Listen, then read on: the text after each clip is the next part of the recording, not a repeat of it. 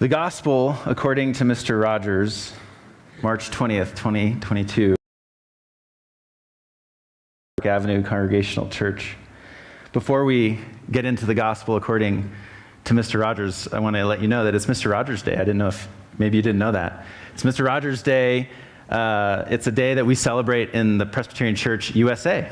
I believe it's his birthday today. And we remember this wonderful man who touched so many lives by his loving and often courageous example of how to follow in Jesus' way. Before we get into the gospel, I want to show a video. This is the trailer from the documentary about Mr. Rogers' life, just to remind you of this wonderful man.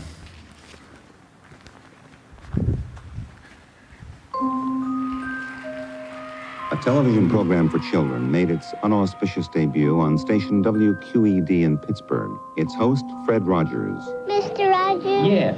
I want to tell you something. What would you like to tell me? I like you. I like you, my dear. Thank you very much for telling me that. If you take all of the elements that make good television and do the exact opposite, you have Mr. Rogers' Neighborhood. Low production values, simple set, unlikely star. Yet, it worked. Hello. I've always felt that I didn't need to put on a funny hat or jump through the hoop to have a relationship with a child. He was always trying to get a message across in every show. A week on death. What does assassination mean? On divorce. Some people get married, and after a while, they're so unhappy that they don't want to be married anymore. He was radical. I know everyone says that, but he was radical. They didn't want black people to come and swim in their swimming pools. My being on the program was a statement for Fred. A neighborhood was a place where, at times that you felt worried, scared, unsafe, would take care of you. He had a singular vision of kindness and love. Love is at the root of everything. All learning, all relationships, love or the lack of it. Children have very deep feelings, just the way everybody does. There must be times when you do feel blue. I'm not feeling blue right now, though. Me neither. Won't you be my neighbor? Well, I suppose it's an invitation. It's an invitation for somebody to be close to you. The greatest thing that we can do is to help somebody know that they're loved and capable of loving. Won't you please, please won't you be my neighbor?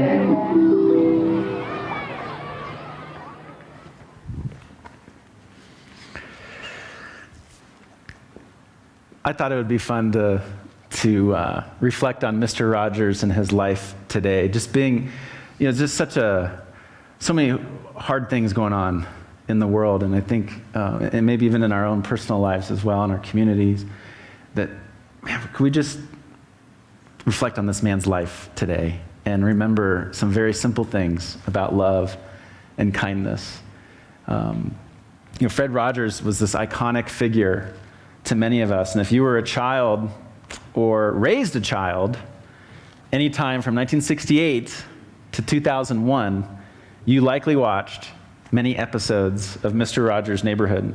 He's been the subject of multiple books and documentaries, including the one that we just saw the trailer from, Won't You Be My Neighbor, which I'd highly recommend watching that documentary. He's also the subject of a recent movie starring Tom Hanks as Mr. Rogers, which is another great film. And if you've read or watched any of these, you'll know that Mr. Rogers wasn't only a children's television presenter, but also an ordained Presbyterian minister. What I love about his ordination is that as an ordained Presbyterian minister, he didn't have your traditional congregation, yet the presbytery where he was under care in the Pittsburgh area, they still ordained him because they saw that this was his ministry, was the television program. And it was at a time when, television wasn't as mainstream as it is today, and they ordained him for this. And despite never once mentioning God in his programming, Fred's belief in God's unending, compassionate love for each of God's children saturated each episode. So this vibrant sense of God's love for each person led to Mr. Rogers' stance on issues of justice. In his first week on the air, he talked about the Vietnam War. In the land of make-believe, King Friday the 13th had built a wall to keep out the enemy.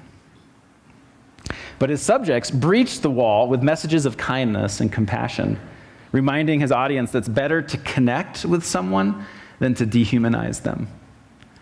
And I think, what a wonderful example that we need today. At the height of desegregation, he shared a cooling foot bath in a kiddie pool with Officer Clemens, one of the first black characters to be featured regularly on a children's television program. And Mr. Clemens, the actor who played the officer, was also gay and a lifelong friend of Fred and his wife Joanne, who embraced him as he was. And these stories make me appreciate Fred Rogers. Make me appreciate him even more, just knowing some of the backstories around him. But I want to focus on today is on what these stories grew out of, which was his unerring belief that each person is worthy of love and acceptance, and that knowing you are loved deeply for exactly who you are allows you to love others deeply for exactly as they are. And I think that's certainly the gospel lived out. And I don't think we can truly love somebody else exactly as they are until we learn to love ourselves exactly as we are. Now, in Fred's words, he said, and I'm not going to try to impersonate Fred, but in his words, he said, I think everybody longs to be loved and longs to know that he or she is lovable. And consequently, the greatest thing that we can do is to help somebody know that they're loved and capable of loving. I want you to let that sink in. Parents, grandparents, teachers, with your coworkers, whoever you're working with, remember that. The greatest thing that we can do is to help somebody know that they're loved and capable of loving. The underlying message of the neighborhood, Rogers once said, is that if somebody cares about you, it's possible that you'll care about others. You are special, and so is your neighbor, he says. That part is essential. That you're not the only special person in the world. The person you happen to be with at the moment is loved and special too. He had a great philosophy on just how to do that, to live in the belovedness of those around us.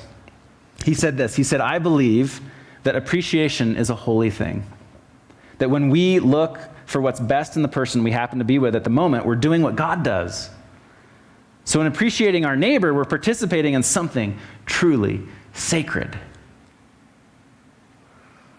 The more experiences I've had, he said, the more chances I've had to see the uniqueness of each person, as well as each tree and plant and shell and cloud. The more I find myself delighting every day in the lavish gifts of God, whom I've come to believe is the greatest appreciator of all. I love that idea that God is the great appreciator. God is the great appreciator. The one who not only sees us in our entirety, but loves us in our entirety. So not only does God see us in our entirety, but he loves us in our entirety. Like a parent filled with tender affection for a child she knows is imperfect, but she can't help loving anyway. Isn't that what we all long for, deep down? To be truly, deeply known. To be seen for who we are, or maybe rather to be loved, not despite someone knowing us fully, but because someone knows us fully, our dark places as well as our bright spots. Mr. Rogers says, when I think about heaven, it is a state in which we are so greatly loved that there is no fear and doubt and disillusionment and anxiety. It is where people do look at you with those eyes of Jesus. It's transformative, I think, to be loved this way. And Fred Rogers knew that. I don't think he necessarily cared it didn't seem like he cared all that much whether the children watching his show knew or named that it was God who loved them. I think he simply wanted them to experience that love, God's love. He hoped that this experience of love would translate over the airwaves. And he was right, because there are countless stories of what Mr. Rogers' TV program has meant in the lives of those who grew up with him and those who also encountered him as adults. And I want to share one story this morning from Amy Hollingsworth's book, The Simple Faith of Mr. Rogers. It's a true story about a child, and it's told by Mr. Rogers. This is the story he says. He says, I have a young friend who was terribly abused as a child. He's now 19 years old, and his parents wouldn't even give him a blanket, a winter blanket. They wouldn't give him a bed to sleep in, and he found the neighborhood and watched that program as he was growing up. And his parents abused him so terribly that they were finally reported, and both of them were sent to jail. And this young man was adopted. And how did the neighborhood help him? How did Mr. Rogers' neighborhood help him? Amy asked. Well, he said that it gave him hope. He never knew that there were such kind people until he tuned in to the neighborhood. And you know, we do treat each other with respect naturally, Mr. Rogers says. Everyone should be treated with respect, but somehow people understand if it can happen here in Mr. Rogers' neighborhood, it can happen someplace else too. And I want us to think about that as a church. Like if we can show that kindness and that love here, maybe that will bring hope to someone who's not experiencing it somewhere else, and that they will understand that they could experience it, not only here, but somewhere else.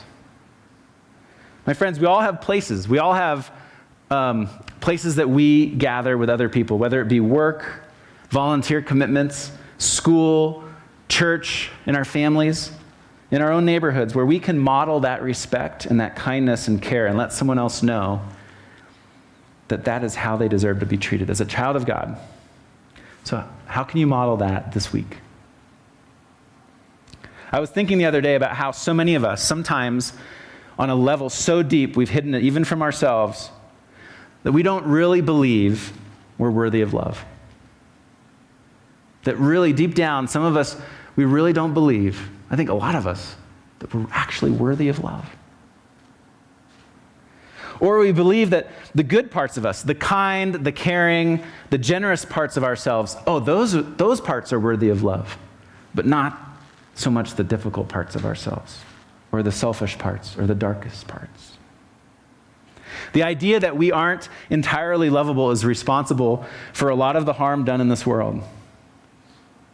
From small-scale things like the critical, belittling voice in our heads, or a hurtful word hurled at a spouse, to more complex things like abuse and addiction, to far-reaching problems like wars and dictatorships. We have difficulty accepting that anyone, let alone God, could possibly embrace us just as we are. All our faults, all of our rotten places, and it's radical to believe that somebody would accept us just as we are. It's radical, maybe even unbelievable, and maybe it's why we have at the center of our faith the unbelievable story of the death and resurrection of Jesus Christ. In the words of Mr. Rogers, he said, I believe that at the center of the universe, there dwells a loving spirit who longs for all that's best in all of creation, a spirit who knows the great potential of each planet as well as each person. And little by little will love us into being more than we ever dreamed possible. It's a mistake to think that we have to be lovely, to be loved by God. It's a mistake to think that we have to be lovely to be loved by God and even another human. Because that loving spirit would rather die than give up on any one of us. Now, can you imagine someone loving you, all of you, warts and all, so much that they would die rather than give up on you? Well, that's what Jesus did. And that was the kind of love that Mr. Rogers was communicating to these kids and to these parents across the airwaves. In fact, when I watched that documentary a few years ago, I just was in tears. because I don't know if it was from my childhood, or I just needed to hear Mr. Rogers' words that I'm worthy of love. We all need to hear it. The author of the Esquire article that was the basis for the Tom Hanks movie wrote, "Once upon a time, a man named Fred Rogers decided that he wanted to live in heaven. Heaven is the place where people go when they die, but this man, Fred Rogers, didn't want to go to heaven. He wanted to live in heaven here, now, in this world." So he shared that kind of love. And if we can imagine that, or maybe even just catch a glimpse of that kind of love becomes reparative. It heals, it transforms. Everything from abuse to shame to the faulty stories that we replay about our worth that we've been told all of our lives. When we are convinced at the most primal level that we are loved, then things really get interesting. Then we begin to live. We begin to live that love for ourselves and for others. To share it. To live not in judgment of ourselves or others, but in awe, in appreciation. And someone else feels seen and loved and liberated, and it goes on and on and on. And I could go on and on and on about Mr. Rogers. But we only have so much time. So I'm going to close with something that Mr. Rogers would often say. It was an invitation that he would give to people at a convocation or an award ceremony. He would say this to his audience, and so we're going to do this together. He would say this: "All of us have special ones who've loved us into being.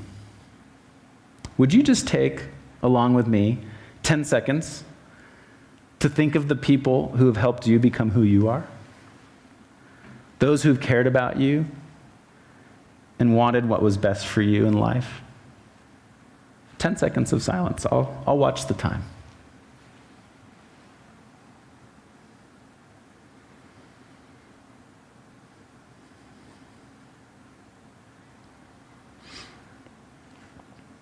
Well, whomever you've been thinking about, how pleased they must be to know the difference you feel they've made.